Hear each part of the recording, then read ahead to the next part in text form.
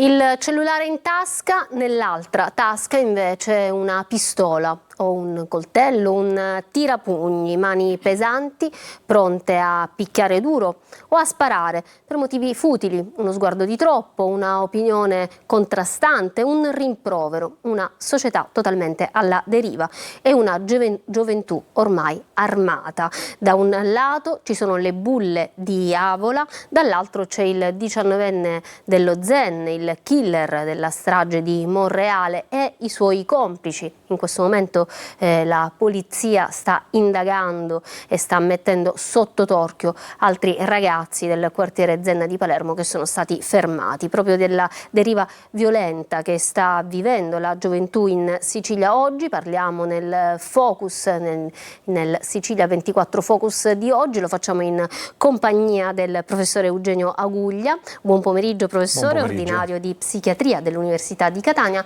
e con Mariangela Di Gangi in collegamento da Palermo. Buon pomeriggio, educatrice e consigliera comunale appunto al comune di Palermo, che conosce molto bene la realtà dello Zen. Entriamo subito nel vivo di questa trasmissione, perché gli ultimi fatti di cronaca, ovvero la strage di Monreale, il pestaggio delle bulle di Avola, hanno ovviamente dato spunto a questa puntata, e proprio mentre stavamo lavorando alla puntata di oggi è arrivata un'altra notizia di un'altra follia avvenuta a San Giovanni a San Gregorio, proprio alle porte di Catania. Un imprenditore di 62 anni ha sparato per far calmare, perché la musica era troppo alta. Ha sperato all'interno del locale che lui gestisce, la musica della festa era troppo alta, non gli andava.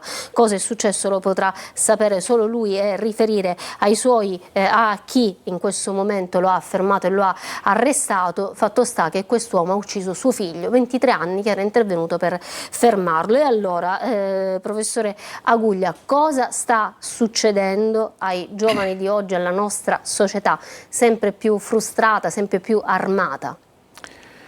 La nostra società in questa realtà che viviamo credo che stia sperimentando la crescita di un degrado sociale che di fatto poi è l'epifenomeno che porta a questi comportamenti devianti, a questi comportamenti così violenti che alla persona normale sembrano essere assurdi e per i quali non si riesce a dare alcuna spiegazione.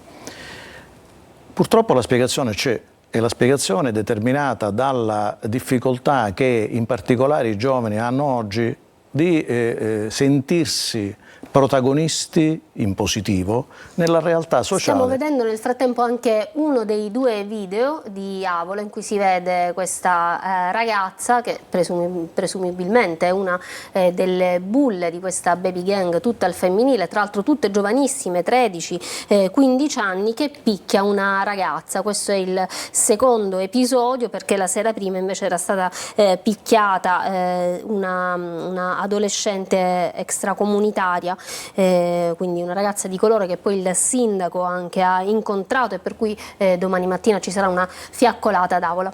Prego, continui. Dicevo la difficoltà che questi ragazzi hanno di vivere la loro realtà rispetto a un protagonismo che dovrebbe essere la conseguenza di una progettualità, dovrebbe essere l'opportunità per il ragazzo di trovare uno spazio nella società odierna in una logica di interrelazione con i propri coetanei, determinata sì da una competitività. La competitività fa parte dell'essere umano, ma la competitività è giusta quando è sana, quando di fatto mette in discussione le proprie risorse, le proprie energie, le proprie capacità e le confronta con l'altro. Nel caso specifico invece questi ragazzi non riescono a fare questo percorso, che sembrerebbe un percorso naturale, privo di qualunque realtà elaborata. Non accettano di confrontarsi con l'altro in maniera perdente.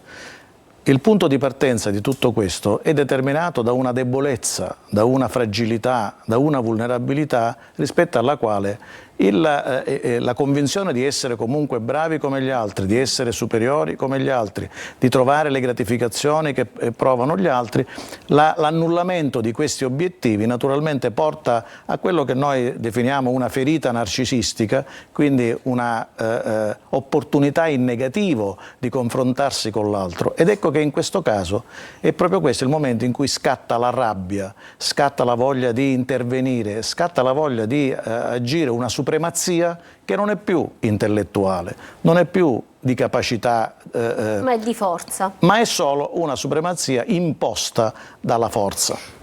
Quindi fragilità social, assenza del dialogo delle famiglie e confronto anche con i coetanei in un continuo postare di azioni anche di bullismo e di sbruffonaggine social, ma in fondo le risse sono sempre avvenute. Però adesso cosa sta succedendo? Perché qua i ragazzi girano armati. Andiamo da Mariangela Di Gangi a Palermo. Allora, tu conosci bene il quartiere dello Zen, da dove arrivano i ragazzi e nello specifico Salvatore Calvaruso, che appunto è stato arrestato per strage, perché sono 3 i morti giovanissimi, anche loro di Monreale, 26 anni, 23 anni, 2 erano cugini, famiglie distrutte. Allora, le risse ci sono sempre state, i momenti di violenza anche tra giovani ci sono sempre stati, ma ora cosa succede? Si gira armati e soprattutto è possibile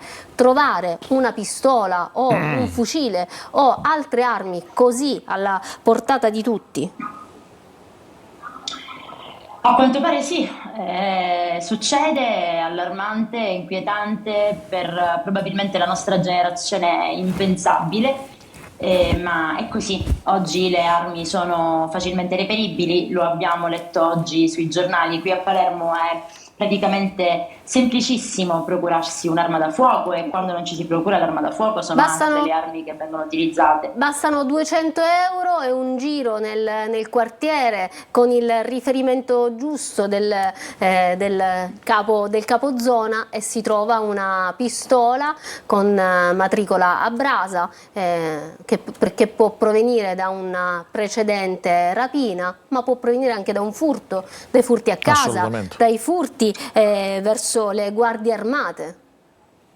Il ragionamento è particolarmente complesso. A Palermo vanno tenute in considerazione tantissime cose, non ultime, anzi forse prioritariamente quelle che diceva l'ospite prima di me. A Palermo chiaramente tutto questo si instilla in un contesto sociale particolarmente segnato dai numerosi arresti che ci sono stati nei mesi scorsi, che in un qualche modo hanno da un lato tolto di mezzo un sistema, e le istituzioni però non sono state abbastanza pronte da sostituirsi con un altro sistema, perché se c'è qualcosa che secondo me va messo a tema è che in questa fragilità, che appunto veniva raccontata benissimo, io sono stata contenta di ascoltare di trovare il professor Aguglia. Il professore Aguglia, di trovare conforto nelle sue parole da tecnico, da persona competente, di trovare le ragioni per quello che anch'io percepisco essere tale. Quello che manca è l'intervento sociale, perché a queste fragilità, a questo smarrimento da competizione appunto non sana, da insicurezze che poi vengono trasformate in prepotenza e prevaricazione, bisognerebbe in un qualche modo intervenire attraverso l'intervento educativo, che noi non stiamo facendo. In questo momento i ragazzi e le nostre ragazze. Ecco, come si vive in questo momento allo Zen? Lei ha detto molte piazze sono state smantellate, le piazze della mafia. La mafia però, ricordiamo, esiste, ma sicuramente non opera in questo modo. La mafia ha cambiato volto, sicuramente non devo essere io a dirlo, ma lo possono dire le persone più titolate di me, ma la mafia comunque, i clan, gli scagnozzi, chiamiamoli in questo modo, non avrebbero mai fatto una cosa del genere, sparare così inutilmente, fare una strage, uccidere 3 persone davanti a tutti per nessun motivo. I motivi poi loro sono stati altri, quelli della mafia, ma se fosse accaduto in un contesto criminale, chiamiamolo in questo modo, questi ragazzi, gli autori delle stragi, per molto meno sarebbero stati diciamo, bastonati e bacchettati dai capi clan. Non avrebbero permesso una non cosa, sono sicura una che li cosa avrebbero del ascoltati. genere. Invece adesso c'è il Far West, siamo completamente allo sbaraglio, armi alla mano. È quello che dicevo prima, bisogna tenere conto di questa complessità. Da un lato quella condizione, diciamo, di fragilità umana di cui parlava il professor Aguglia, e dall'altro quel cambiamento, quella trasformazione sociale che ha inciso anche sul controllo del territorio, che in un qualche modo ha dato strumenti nuovi a fragilità nuove. Di sicuro, diciamo, noi non ci siamo immischiati in questa cosa. Chiaramente io poco fa ti interrompevo dicendo prima ci sarebbe stato qualcuno che avrebbe detto ai ragazzi questa cosa non si fa, dovete fermarvi. Io non sono sicura che oggi quegli stessi ragazzi l'avrebbero ascoltato. Quindi Perché oggi c'è così tanta incapacità di aderire ad un sistema di regole da cui ti senti espulso e quindi in cui non ti riconosci, che probabilmente anche quel sistema di controllo del territorio vecchio sarebbe meno incisivo, meno funzionale, posto che di funzionalità possiamo parlare quando ad agire la mafia in questo momento. Io credo che molto più semplicemente oggi nei quartieri popolari in generale, allo Zen come nei tanti altri, si sconta di più e si paga molto caro il prezzo di una fragilità emotiva ed educativa che sia in altri strati sociali viene compensata attraverso le opportunità educative e formative che vengono fornite da famiglie che possono permetterselo, fosse solo il sostegno psicologico quando si è di fronte ad una crisi da adolescenti che è diversa in questo momento. In alcuni quartieri questi strumenti non ci sono e allora scivolare nella incapacità di dare valore alla propria e all'altrui vita è purtroppo facilissimo. Io voglio dire questa cosa con grande chiarezza: ci sono 3 vite spezzate e noi non possiamo che essere vicinissimi alle famiglie e agli affetti di queste 3 persone. Dall'altro lato ce ne sono altre, non sappiamo quante in questo momento, che hanno deciso comunque di spezzare anche la propria nel momento in cui ne hanno spezzato delle altre, e questa cosa secondo me dovrebbe spaventarci altrettanto. Ovviamente facciamo una precisazione in merito a quanto detto prima. Ovviamente non volevamo intendere che la mafia sul territorio sia una cosa, diciamo, un'agenzia di controllo. Ovviamente non abbiamo detto questo, credo che sia chiaro, però abbiamo detto che sicuramente il metodo mafioso, la criminalità organizzata non agisce in questo modo. Questo cosa significa? Che i ragazzi sono violenti allo sbando, pensano di essere in un telefilm, di fare Peaky Blinders, pistole e coltelli alla mano, intervenire dopo una lite a colpi di casco e sparare. E poi come sparare? Evidentemente non sono neanche in grado di maneggiare quelle armi, perché dei ragazzi che sparano all'altezza d'uomo non sanno che possono uccidere. Professore. Allora, intanto desidero... Cioè hanno questi la pistola in mano come tengono il telefonino, cioè allo stesso modo, come uno status symbol. Diciamo che intanto volevo sottolineare che non ritengo assolutamente che questo episodio si possa inserire in un episodio di mafia. No, ovviamente non diciamo questo, assolutamente. Cioè, è chiaro ed è evidente. Da negligere questa impostazione perché ritengo chiaro che ed sia evidente, così. Ovviamente. C'è invece un dato che mi sembra molto più allarmante ed è determinato dal fatto che mancano in questi ragazzi quei valori etico-morali che in qualche modo giustificano una relazione e la caratterizzano in un vivere sociale adeguato. Vorrei per un attimo anche riflettere come in questa realtà, dispiace dirlo, ma c'è una complicità anche dei genitori. Dico questo perché ho acquisito dai media che la madre di questo ragazzo 19enne che ha fatto questa strage, invece che dare dei giudizi punitivi, perché non credo che si possa fare diversamente, ha detto mio figlio si è difeso. Ha cercato di confortare, ha cercato di giustificare il figlio, che è ingiustificabile. Questo mette in evidenza come il contesto familiare in cui questo ragazzo è vissuto ed è cresciuto è un contesto familiare patologico ab inizio, cioè la mancanza di questi valori non è una mancanza che nasce a 18 anni, non c'è mai stata. È una mancanza in cui il contesto familiare è cresciuto in un'ottica assolutamente priva del rispetto pedagogico della relazione con l'altro. Banalmente, se a scuola il professore rimprovera il figlio, i genitori se la prendono con il professore e non con il figlio. Rimproverano il professore. Quello che viene meno è è giusto quanto diceva la dottoressa circa il fatto che siamo stati lenti nel creare un'alternativa per cercare di arginare il degrado sociale. Ma attenzione, abbiamo completamente non preso in considerazione il ruolo fondante che ha la famiglia, e la famiglia non agisce a 18 anni ma agisce dalla nascita in poi, e la famiglia è un punto di riferimento, di sostegno, di condivisione, di complicità, di affettività. Il problema di fondo è che questi ragazzi, non questo che ha fatto questo terribile omicidio, ma questi ragazzi di oggi non hanno famiglia.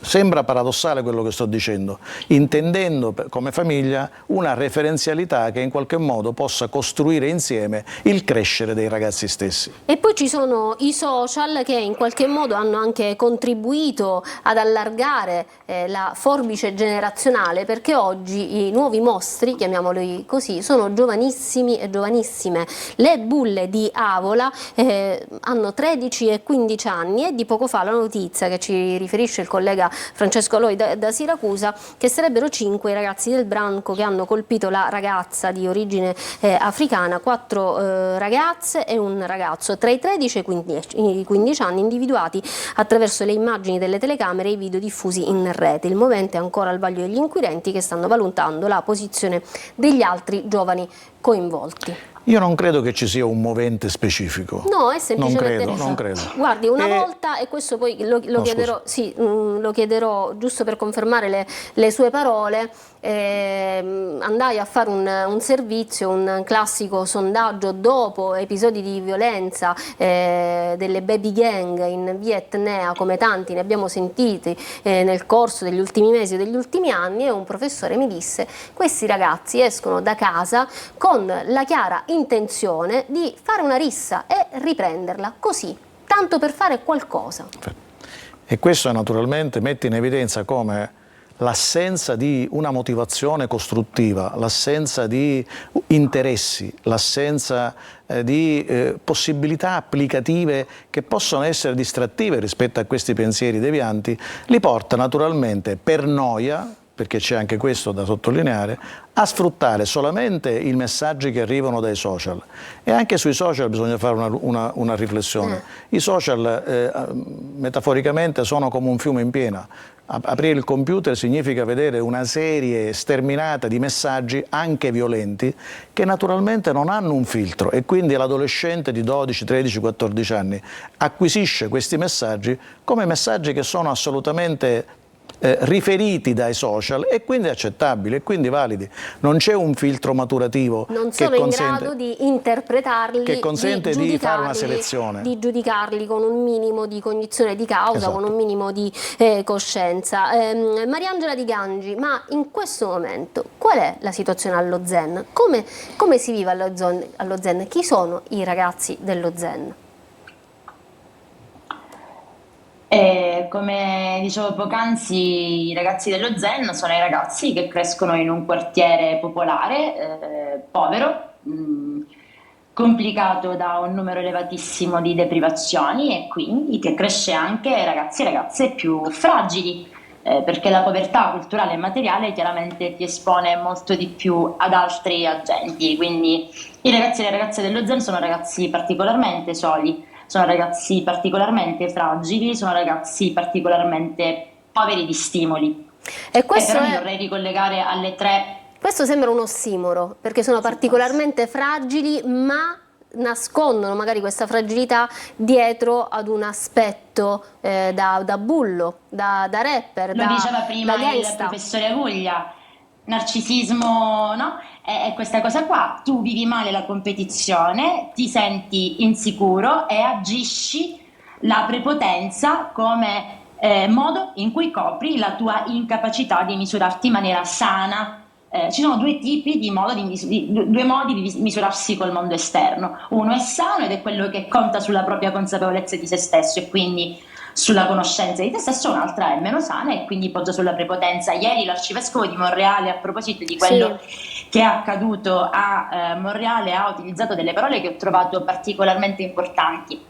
perché credo possano aprire una riflessione in ciascuno e ciascuna di noi.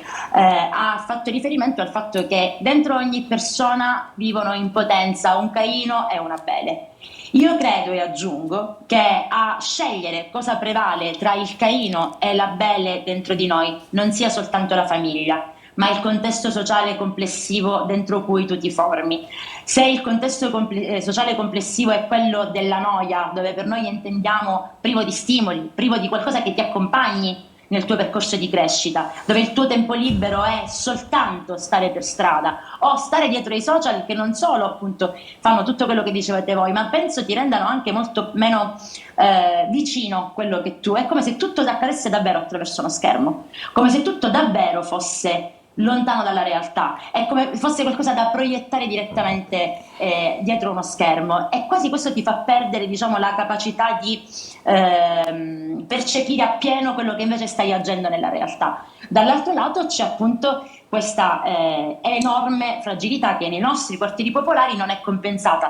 Farlo spetterebbe allo Stato, spetterebbe alle istituzioni. Sono le istituzioni che, quando le famiglie sono incapaci incapaci non necessariamente per dolo. Io ricordo la mamma del femminicida di Messina, ha provato a coprire il proprio figlio quando ha scoperto che aveva ucciso anche lui in maniera incredibilmente distaccata un'altra ragazza. Le famiglie a volte sono fragili tanto quanto i figli che crescono, e allora lì spetterebbe a noi compensare in un qualche modo. Questo purtroppo non accade, e quindi le nostre periferie lo zentra tutte, ma esattamente come tutte le altre sono delle vere e proprie polveriere con cui dovremo fare i conti. Ci vorrebbe poi la figura dello psicologo, del sostegno familiare davvero per tutti, di tutte le classi sociali. Noi ci dobbiamo fermare per una pausa di pubblicità, ma mi ricollego un attimo a quanto detto in merito all'arcivescovo di Monreale, Gualtiero Isacchi, che ha detto: la nuova peste è la violenza. Come accade nel 1625, quando l'arcivescovo da allora portò il crocifisso in cattedrale, perché in questi giorni si sarebbe dovuta svolgere appunto la festa per chiedere la liberazione di Monreale dalla peste. Noi non faremo la festa, ma porteremo il crocifisso in cattedrale per chiedere di essere liberati dalla nuova peste, che è la violenza. Ci fermiamo per una pausa, torniamo tra poco.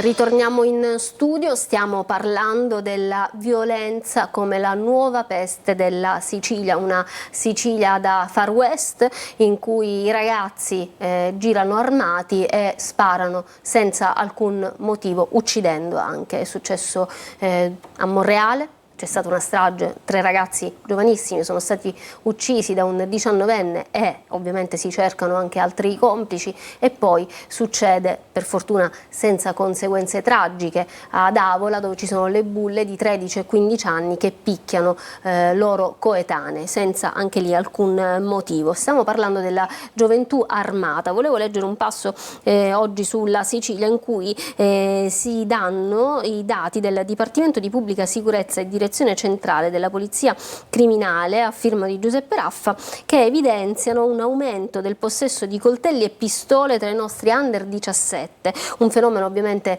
che non riguarda solo la Sicilia, parla di tutta l'Italia ma anche dell'Europa, perché questi sono fenomeni, diciamo, anche di importazione.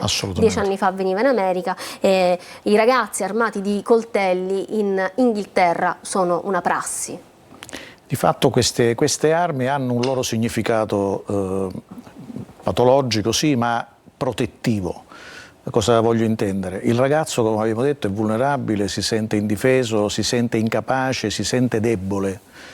La certezza di essere superiore anche attraverso un'arma che naturalmente gli dà una superiorità assoluta rispetto all'interlocutore disarmato, gli dà quella forza, quella sicurezza che in qualche modo è come se lo acquietasse rispetto a questa paura continua che ha di non riuscire da solo a fronteggiare le esperienze che fa nel corso del suo quotidiano. Prima c'era il branco che aveva questa funzione, adesso c'è il branco ma anche la pistola. Ma anche l'arma. Mariangela Di Gangi.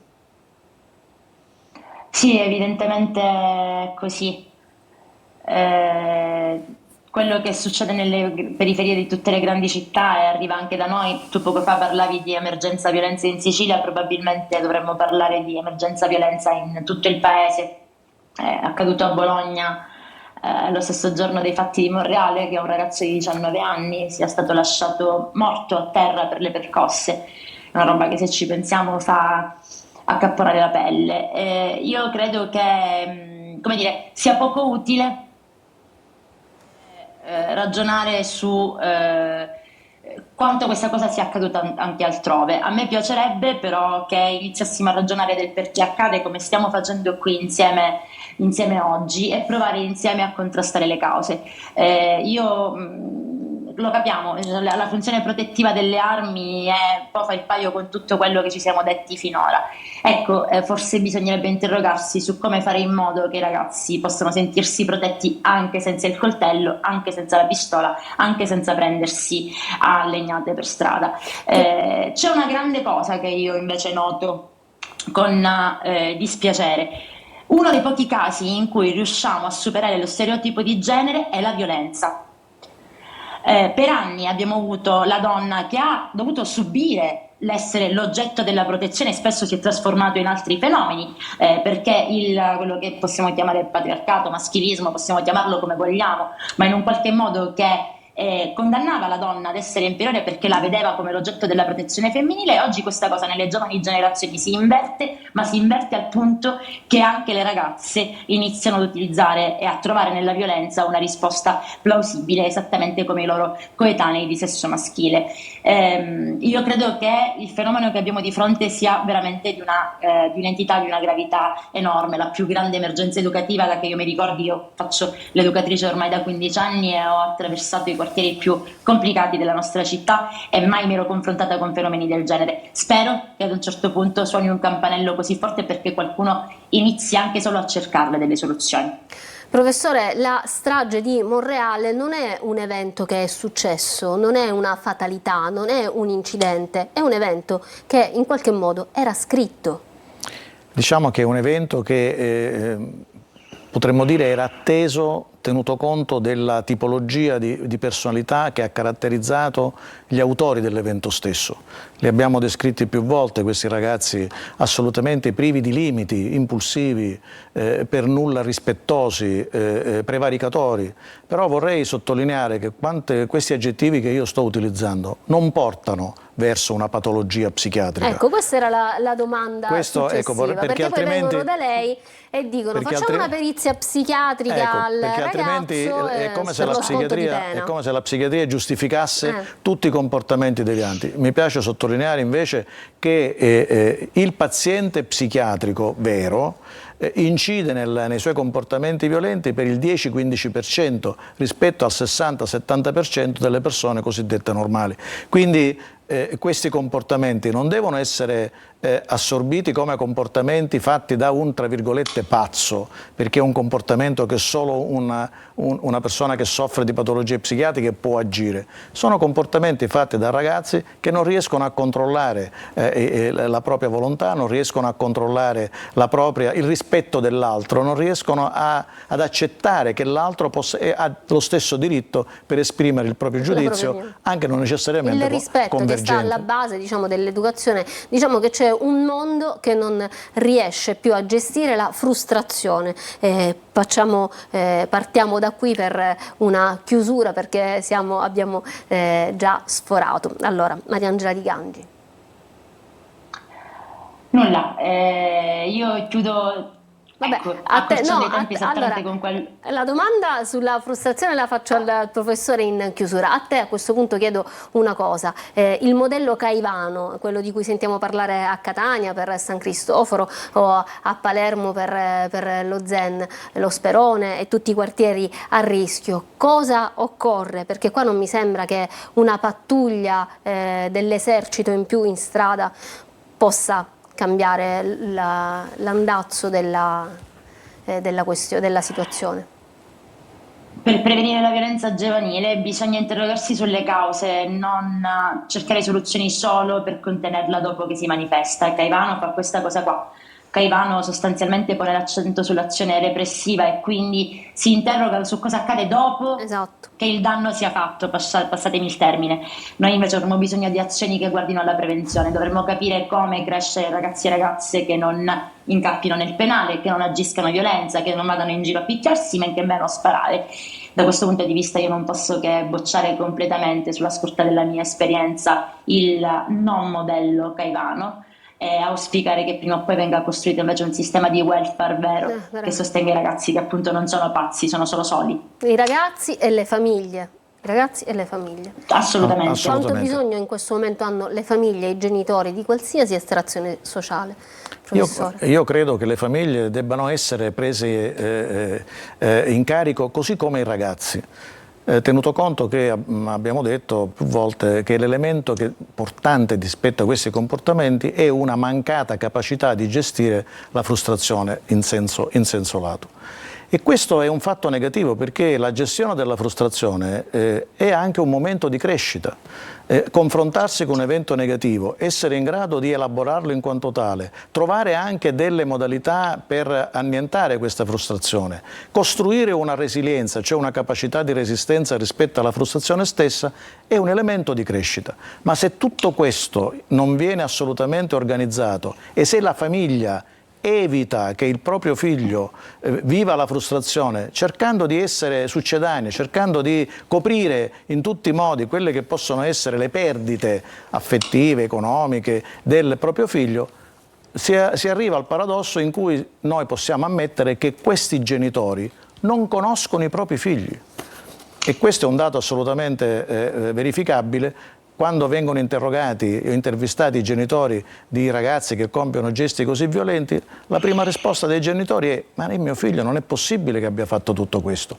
Questo è un messaggio molto grave e molto forte. Significa che questi genitori non hanno nessuna consapevolezza del vissuto dei loro figli e sono tranquilli che stanno nella loro stanza a giocare col computer per guardare le figurine e invece stanno al computer per creare chissà quale devianza negativa. Come racconta anche la serie Adolescence su Netflix. Allora, qualche no in più, entriamo di più nel mondo di questi ragazzi cercando in tutti i modi il dialogo e incrociamo le dita a questo punto, perché quando usciamo di casa non sappiamo che cosa potrà accadere. Grazie ai miei... Sbracciamoci le maniche. O sbracciamoci le maniche. Grazie ai miei ospiti e grazie a voi per averci seguito. Arrivederci.